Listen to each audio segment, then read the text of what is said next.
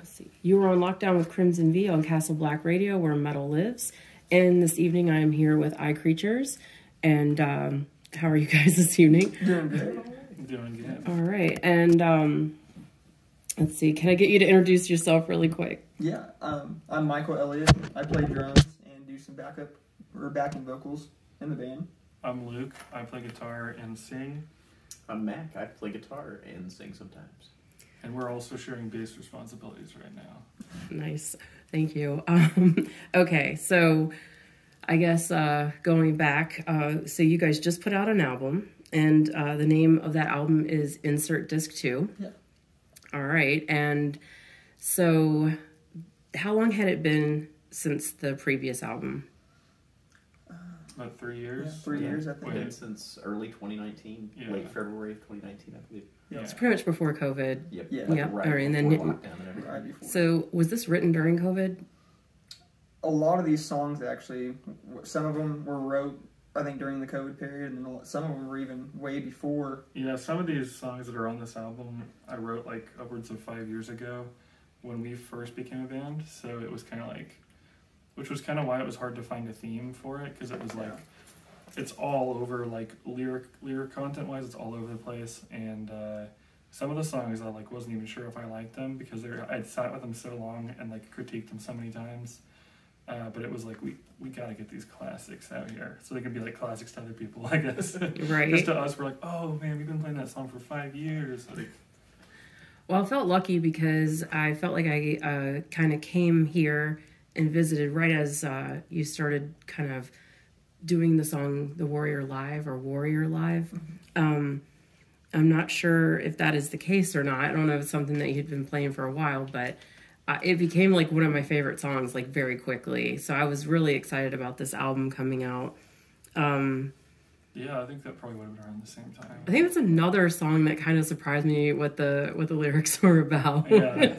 I had no clue, like, because I heard it live. So I believe you talked about that during one of the live shows recently, that it's about playing darts. No. No, or were you joking? I tend to like, not slur my words necessarily, but you know, I'm hard to understand sometimes when I talk in the mic because I have a lot of confidence when I sing, but when I talk I don't have a lot of confidence. But it's actually about playing Dark Souls, which is a video game, yeah.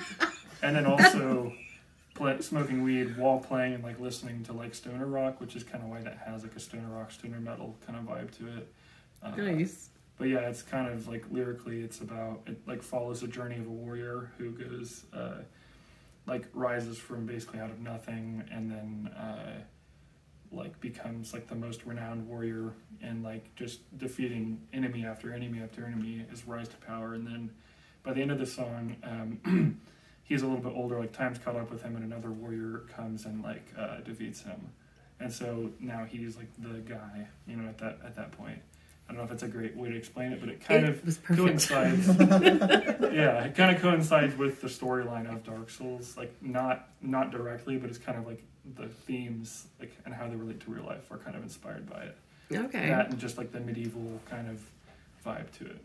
Gotcha. There was a lot going on that evening, and I'm glad that I asked now because I was just like, I brought it later. I was like, I just don't think that's what it's. I was like, I don't think so. I think when I say it live, a lot of times I'm like, this is about smoking weed and playing Dark Souls, and people are like, yeah, weed. So that's what I took from it. Definitely got the weed. But then if you're someone who's played the game, then it makes it that much more like, oh, fuck yeah, I know that game. Gotcha. Yeah, that's pretty cool then. Yeah, I just never saw anyone play darts since I've been here, so I was like, I kind of find that kind of odd. I'm not sure, so I'm glad to know. And so you guys got together like a while ago. You actually said earlier that you're like Luke and Michael, you're both in another band. Well, you were in another band called Desolate Earth. Mm-hmm. But you guys, where did y'all meet exactly? I actually met Luke through college. Gotcha. I was doing drumline for a little bit, and then I think I actually did it for about a day. Met Luke, he had a Sugar shirt on. I was like, oh my gosh, I know this band. We talked about jamming. Didn't see him for like, I don't know, weeks after that. Then I happened to see him at Walmart. We talked about jamming, and ever since then, that's where we're at. Yeah. Dust Earth Creatures.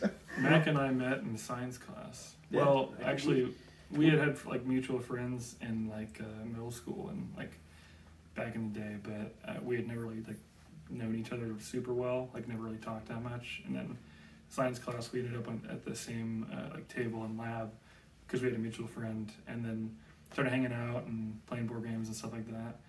So yeah, Mac.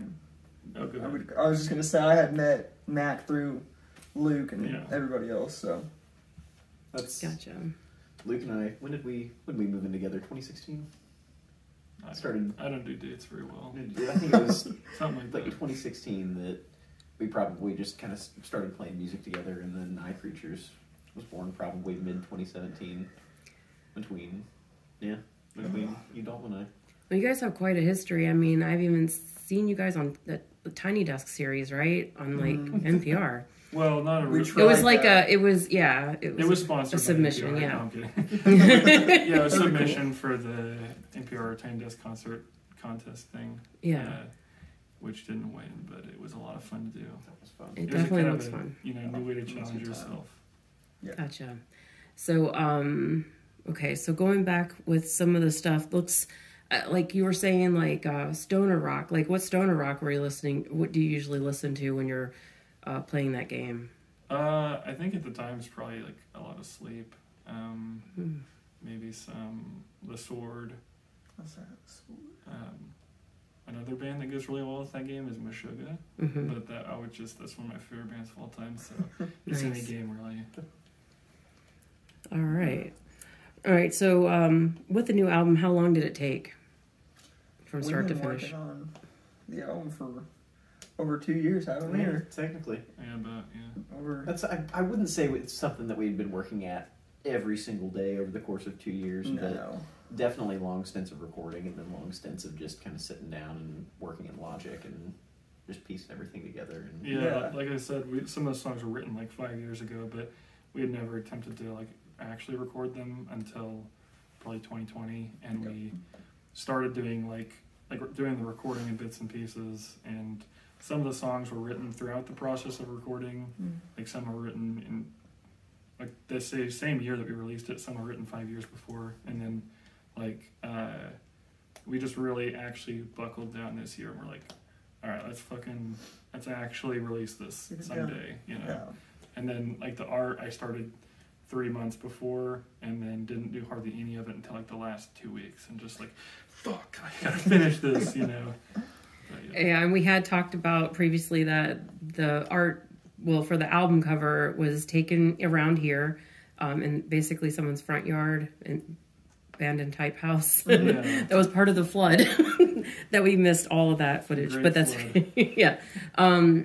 So is there? I have not seen any of the inside art. Was there anything like else that? So you kind of just put it all together pretty quickly before it came out, or? Yeah, so the style I was trying to go for is kind of like a collage, kind of almost, I hesitate to use this word, but almost like a scrapbook, in the sense that it's like handwritten notes, hand-drawn doodles, and then I basically would scan it into my computer and then combine some Photoshop kind of tricks on it, and just random images off Google, but then I'd like morph them into something else.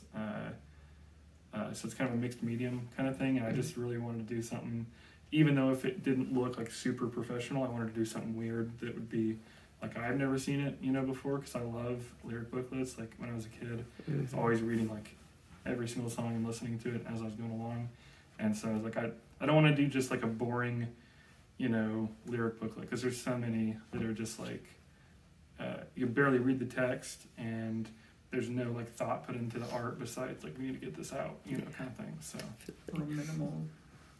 Yeah. All right. So now, did you have any? You definitely had your brother playing horns on this album. Was there anyone else? It sounds like there's a lot of horns going on. So was it like who yeah, else? so my brother Levi played alto sax on Occupation Recreation and I Hate You. And I Hate You also had Seth Locke on trumpet, Travis Turner on trombone, and then Weeping Willow had Noel French on flute.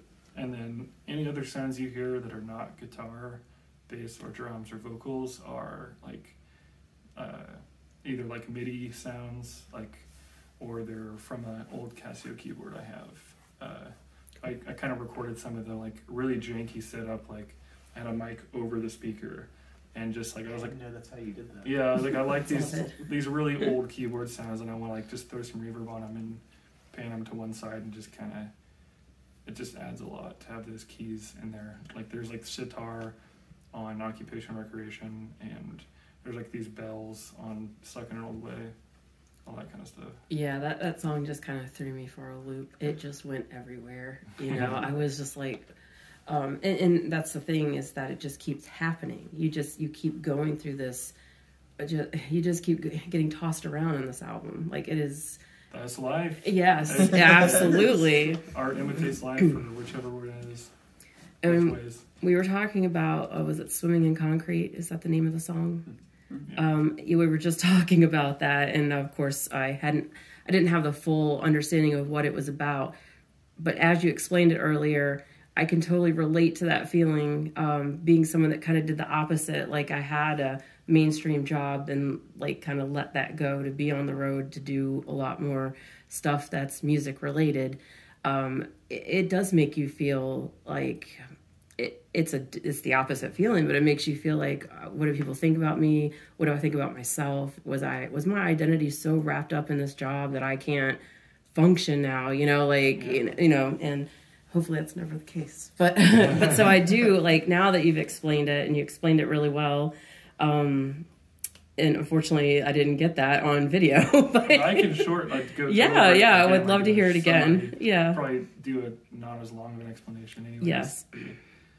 So like basically Swimming in Concrete, like the verses are, I wouldn't say there's a very good central theme, but the verses tend to be about like insecurities and like struggles in life, and then like things about my own behavior I don't like, and like in the first verse I say I can't stop saying things that have already been said, just kind of refers to like how it's really hard to be original with how much there is like media wise out there, and how many bands, and we couldn't even like find a name for like so many months, you know. So that's the struggle to be unique is definitely there. But in the second verse I talk about pouring salt into my own cut, and then I like another line is I'm wondering who's trying the hardest to put up with me, is just like insecure about like, do people actually like me, or they just kind of, you know, don't want to hurt my feelings kind of thing. But the chorus is like kind of like the main source of like theme, in the sense that like, so Swimming in Concrete and Choking on Air represents like kind of going against the mainstream as far as like what you want to do with your life. So like Choking on Air is like not wanting to like have like a 9 to 5 40 hours a week desk job or whatever, like the standard, working in a factory or whatever your standard job is, and just being like, yeah, it's the easy route, but I really don't want to do that. Like it's not going to make me happy. And then Swimming in Concrete is like the difficulty of trying to make, you know, a living doing music or doing art or whatever it is. So just like, and then the third line says, I can't seem to make myself care, which is basically just like, yeah, it fucking sucks, but I don't mind. Like I'm just gonna keep trying, which also kind of our bassist back in the day, Joplin, was interpreting it as like the concept of self-care. Like I can't seem to make my self-care, like not letting yourself do those things that you know will make your life better. So yeah, so that's something like what you kind of just hit on is something that, you know, I've been working on lately, is just trying to figure out how musicians survive in the midst of putting out their music. It's something that, you know, I'm gearing up towards. Do you guys feel like comfortable talking about what it is that you do that makes it so you can feel free enough to do music at the same time?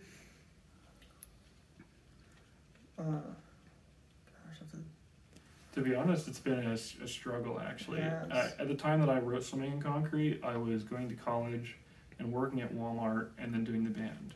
So at that time, it was like the only thing that's bringing me happiness is the band. So luckily nowadays I do have a job as a software developer, and I'm able to do a lot of both. You know, like I put in like it's just like the band's basically like a second job for me now. That's fun. Yeah. And so it is a struggle, but we love doing it, and we love like sharing that stuff with people. So I think we're going to continue to do it. And since we're DIY, we're unsigned and whatnot, we just kind of do it on our own time, on our own terms. You know, That's we don't great. release something until it's what we really want it to be. Yeah. Right.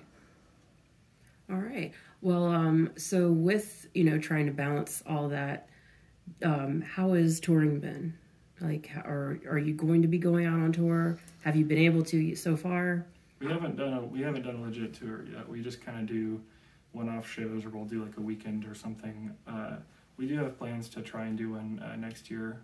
We're going to try and get like PTO aligned, you know, get like Vacation time. Yeah. for like a little week-long tour or something. Yeah. So probably going to be around the area, you know, Kansas, Missouri. Kind of maybe go somewhere out west and kind of come back towards. Yeah, maybe go to Colorado and come back or something like that. Would be Nice. awesome. Yeah. Yeah. That would be definitely a good place to go. And you had some experience of that recently. Did you go to Colorado? You were you part of like going to Colorado recently, or did you go recently? With Grave Puffer? Yeah, I don't know if it was. No. Oh, okay. So then you wouldn't have experienced I've been to Colorado a couple times, like on leisure. I've heard so much about it lately. I didn't know who went where, but but yeah, it's a good place. I feel like your sound will be like really well received out there. For sure. Yeah. Thank you. Yeah. All right. So yeah. So right now there's nothing on the horizon right now with Desolate Earth. Not right now, currently, because our vocalist is just pursuing his college career Gotcha. 4 or 5 hours away, and I'm not really sure what's Yeah. going to happen even after that. He might be staying out that far or even moving. Gotcha. So we don't know where the future's at for that band quite at this moment. Yeah, we have almost enough songs for a second album, but we haven't done any tracking for it, and stars haven't aligned yet for us to be able to do it. So Yeah, I was kind of just like on hold right now. Gotcha. I was just wondering because I know like if both bands are going full speed ahead, I guess that would be hard to figure out who's, you know, how you're going to do it. It has been nice focusing on one It band. has, to be yeah. honest, because I actually have done 3 or 4 bands before, and that's just stupid. Don't do that. It's just like, why half-ass multiple bands when you can like really go hard for one band? Right. At least that's how I've found it. Yeah. So going back to lyrics and songs, Back to Him, like who came up with that song, was it? I wrote the lyrics. Like I think I wrote most of the lyrics in this album. Yeah. Except for Satan's Gaze, which I worked with Dalton on.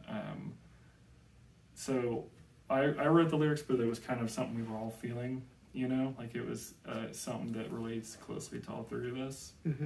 Because at the time we were all roommates, so like, you know, anything, family issues, work issues, that's all of our problem. We you all know, vented, we talked about it. And Yeah, I think that's probably as far as, I mean, all the songs are relatable, but that one's probably an extreme situation where I don't know anyone who would hear that song and wouldn't feel like, oh my gosh, yeah.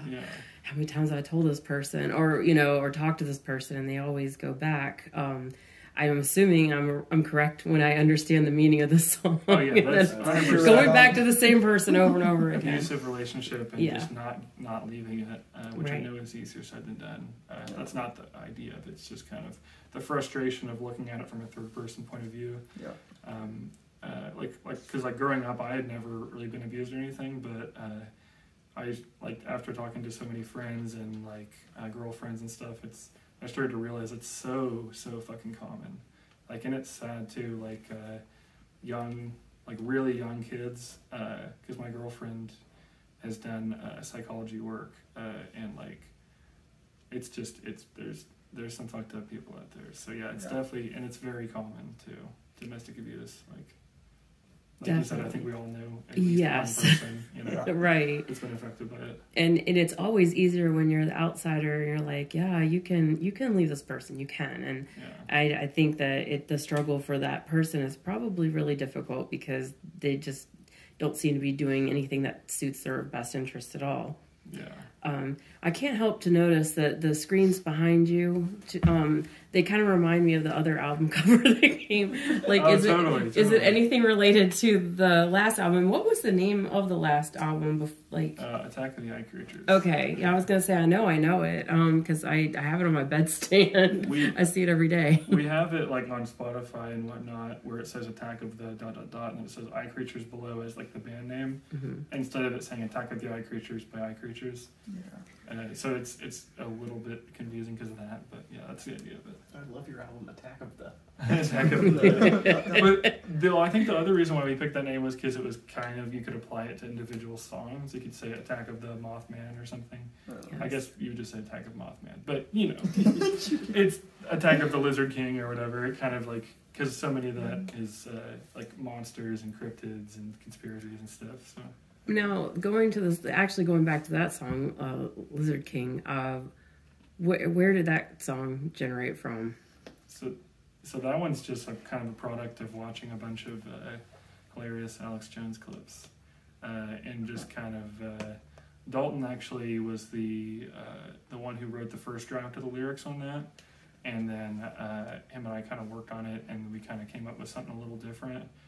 But essentially, that was the idea. It was just like, I don't know. Do you have anything to add? I mean, essentially, I'm trying to remember the original like true meaning of the song lyrics. Wasn't it just Alex Jones slowly revealing that he's the true Lizard King? Yeah, that was part of it. Because he starts out complaining about lizard people, and then he ends up being like a lizard person himself. Just kind of unravels. Yeah, so it's not really meant to be like some profound political thing, but it is kind of just poking fun at those kinds of conspiracies and how they can be like negative.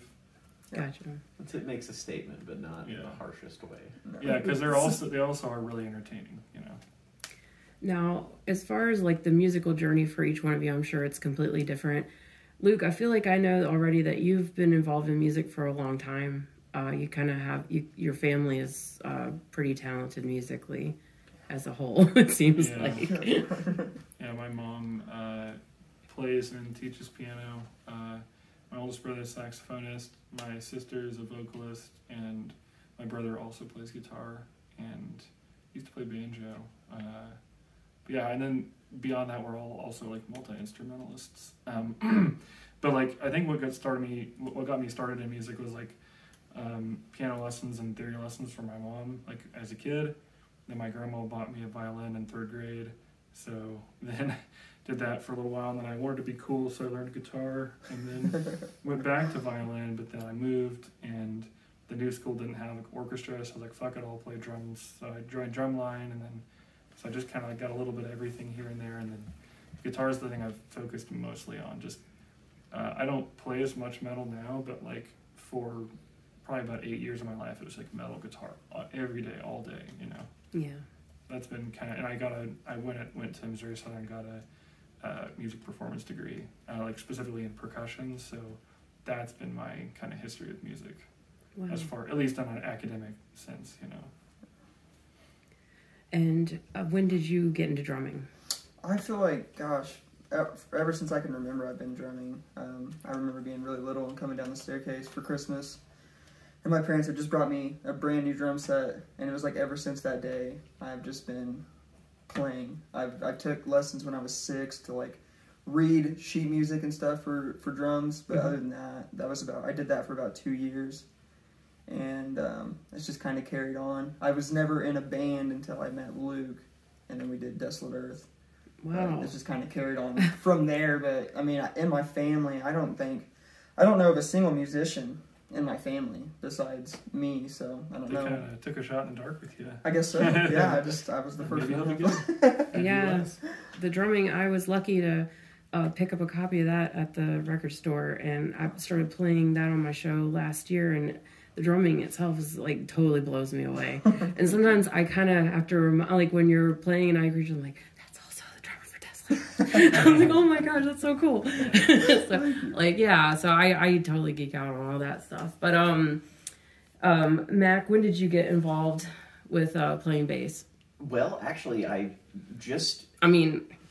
Sorry. Playing Eye Creatures is the bass that I'm currently playing in Eye Creatures is the first bass that I've ever just outright owned myself. Right. But I started playing guitar in the 6th grade. That's what I meant to say. Yes, guitar. My grandma on my dad's side took me down to Big Don's and bought me a blue Ibanez acoustic guitar, and I started learning on that. Eventually ended up with an electric, played in bands with I can't even say bands. They were definitely bands. Played in a couple of bands through middle school and early high school, and then didn't really do anything there, but once I connected with these guys, it was like, I feel like I found my musical home. And really was. Oh, Yeah. I forgot to mention I played on the worship band at church. I don't go to can't, church did do anymore. that, I can't too. leave that out. Yeah. Yeah, I played from, 7th grade through my junior year of high school, probably. I did band and jazz band too. I didn't mention that. Figured I'd go ahead and throw that out there. Yes, I'm glad that you did. And I know, like, Luke, I think I saw something too where you and your brother were doing like live jazz at the park. That was, I think, last year. I saw that. So Levi, the saxophonist on Occupation Recreation and I Hate You that I mentioned earlier, he is in a combo called Jomo Jazz, and they play around this area. Obviously, they just recently played like Joplin Empire Market. I think I don't know what the name of the festival is, but yeah, they played jazz. It's like a like the combo setup is like a drummer, 2 saxophonists, keyboardists, and bassists. So it's real small, but they're all like amazing musicians. Like most of them have like master's degrees in their instrument, and they play like weddings, corporate events, stuff like that. They know all your jazz standards like right off top. So yeah, big ups to them. Yeah, definitely. I'm sure that you kind of cross paths with so many talented people when you do something like that.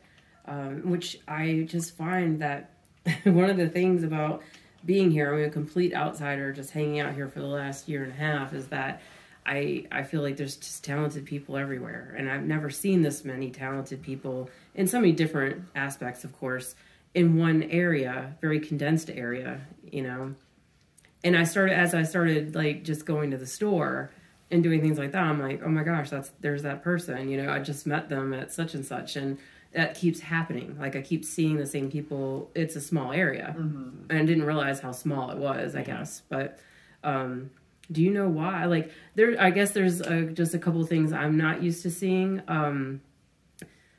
People telling me that they started in church choir, stuff like that. That's not something I get in my area a lot when I talk to bands, and I think that's really cool. There's also parents that are still together and stuff like that. It's just things that I'm not used to, which is it's been really nice to see and experience that. And of course, not everyone's parents are still together. I get that, but it does still happen here. It's almost like, wow, we're in the Bible Belt. So I think really great, the churches have the best venues and the best sound systems and everything compared to like actual like rock venues or whatever. But yeah, it's most people here were raised in church. Whether you follow that anymore, I don't. But like, what was the? It was nice to have that springboard, that like foundational springboard, though. Yeah, it was really nice to be able to play music with people for that long. People that honestly I was able to build firm friendships with, and like those that really cared about the music they were playing. It was a great time. Yeah, my mom was a worship leader, so she got to bring on her like shitty son, like that was like trying to play too heavy of rock, like at church. Dude, I was distorted every Sunday. Oh, dude, it was every like Wednesday night. I was trying to like chug at worship service straight up. But, my Line 6 4 car was on fire every Wednesday. Definitely met a lot of cool people through that. I always felt like church music was a little limiting, but I understand the reasons for that. Yeah. Can't get too out of control. Yeah. Yeah, so there was so many songs that stuck out to me, and I couldn't keep up. Weeping Willow, Manly. And of course I feel like I have my own idea just about like what people expect out of like what the word even means now, what it means, like what is the expectation, how it is changing. Hopefully it's not, but is it about being stuck in the idea, or is it about the change of the idea?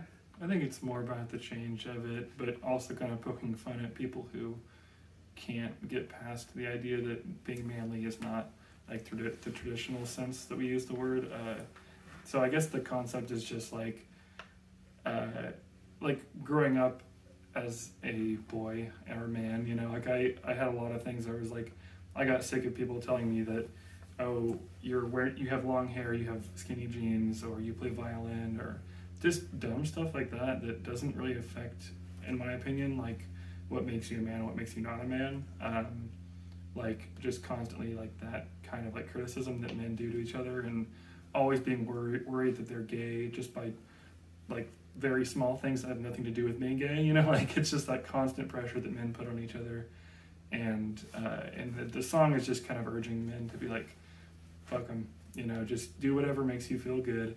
And if you're treating people around you right, you know, you're treating your partner right, and like that's more important to being a real man than like superficial things.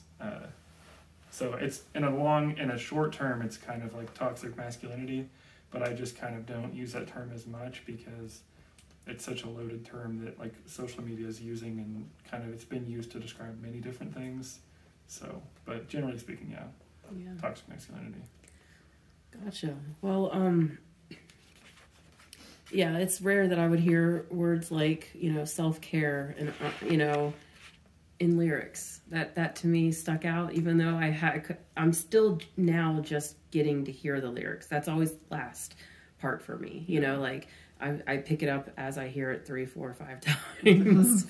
And so when I was like, wow, self-care, that's not something I hear in lyrics very often. What does that mean to you? Like, what is self-care? I think self-care is like different things depending on the situation. So like if you're feeling depressed and you're not like you're kind of sick of like seeing the same few sights and doing the same few things, self-care means forcing yourself out of your comfort zone. But if you're stretched too thin, then self-care means like just get a blanket and watch Netflix and eat some food, you know, like, so. Give yourself the time. Don't curb your responsibilities, but give yourself the time. Yeah. So a lot of times it just means doing stuff that you know is good for you. But you're just like, for whatever reason, you've put up a wall to keep yourself from that. And even if it's like, say like eating ice cream or something in a given moment, that could be self-care, even though it's not technically good for you physically, mentally, you know. Sometimes you gotta look out for your mental. Yeah. Yes, no doubt. Yesterday I asked a question to Gray Puffer about like, if you were like rating someone's like candy bag after Halloween, what is it that you're wanting? What are you looking for in that bag? Sweet tarts all day. Nice. Cigarettes. Candy cigarettes are always nice. Make you look cool without all that harm. Go ahead.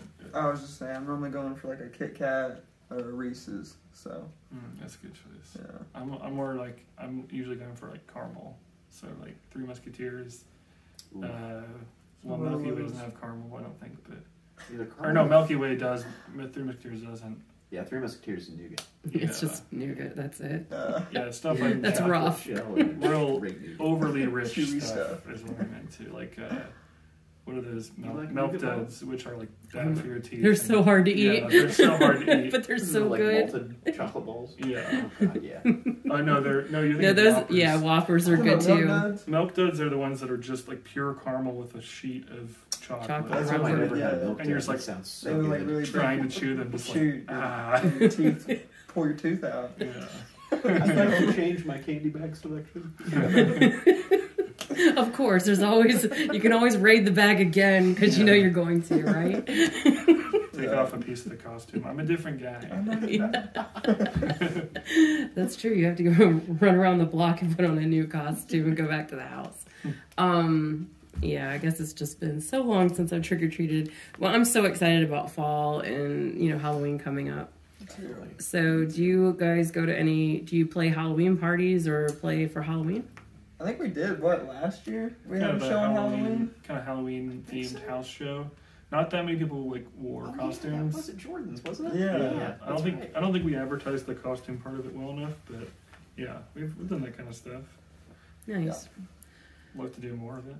I don't think we have anything set up for this year. Yeah. But we always have like it's kind of hard because obviously everyone has something going on right on Halloween, and then like the weekend before, a lot of times it's like, oh, I'm already going to my friend's party or whatever. But yeah, we love anything Halloween themed. So definitely.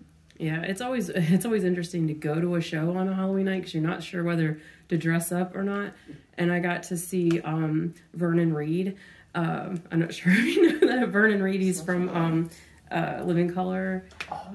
Yeah, so I went to see them on Halloween, and I was like the only one there dressed up. There's only 4 people at the front of the stage, and they just kept looking at me. That's funny.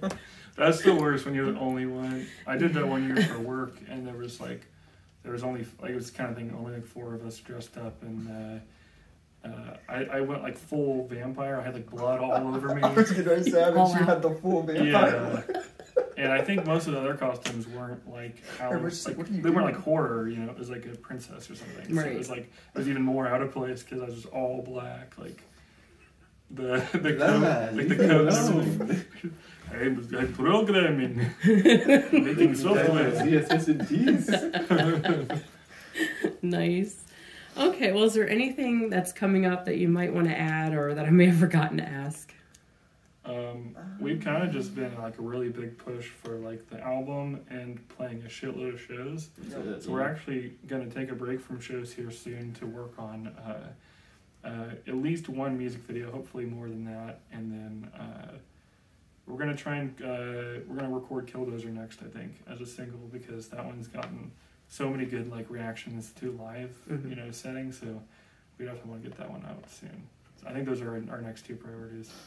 Nice. You're sitting in the space we record in, so yeah. That's what I was going to ask because it looks like you're kind of set up. You have a home studio basically. That's pretty much. We just throw some mics on the drums, set everything up through Logic Pro X, and just kind of go to town.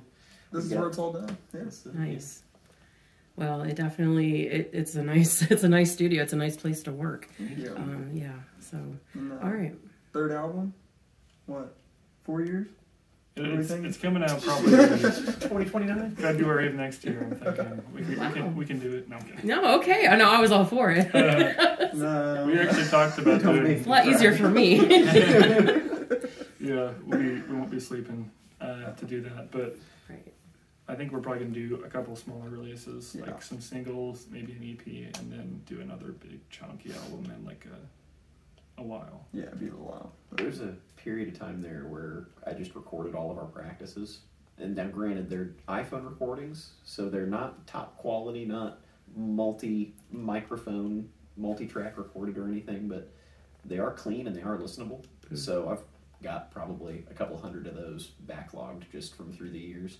So I'm going to go through and clean those up and get those all either on Bandcamp or SoundCloud at some point. So yeah, we wanted to release some of the jams are a lot different than the studio stuff. So put those up there for free and just let people enjoy them. And same thing with like we have some live stuff from shows that it's like not like professional, but it's like, you know, acceptable that you'd listen to it, you know. So might be putting some of that stuff up for free as well. Nice. Well, I'll definitely look forward to it. Look forward to seeing you guys. I don't know. I guess I leave, you know, this weekend, so I guess I won't see you guys live before this weekend. Are you heading to Wichita this weekend? Oh no. I wish. Yeah, there were so many shows right now. It was like getting pulled in so many directions. But I'm heading back. I'm gearing up to do 3 or 4 days straight of Subhumans. Nice. So yeah, I'm awesome. Really excited. Sweet. I do have one more thing to plug. Yep. We're gonna play a First Avenue session at Crude Media in Hutchinson's, Kansas this Saturday. Nice. So that's going to be like a little live studio kind of performance, which we've done one before at Dog Cop Records here in Joplin. So excited to get more of those on YouTube because we like that format, kind of KXP kind of style format. Yeah. Like obviously it's like low budget compared to that, but yeah. I should be on my second half of getting back to New York, so I'll check it out on Sunday if it's up yet. So I look forward to that. You guys are definitely I enjoy watching you guys and just jamming out to you guys, you know, or just hanging out and listening too. Well, but yeah, it's hard not to move when you guys are playing. Like you have to move. That's what I love to hear.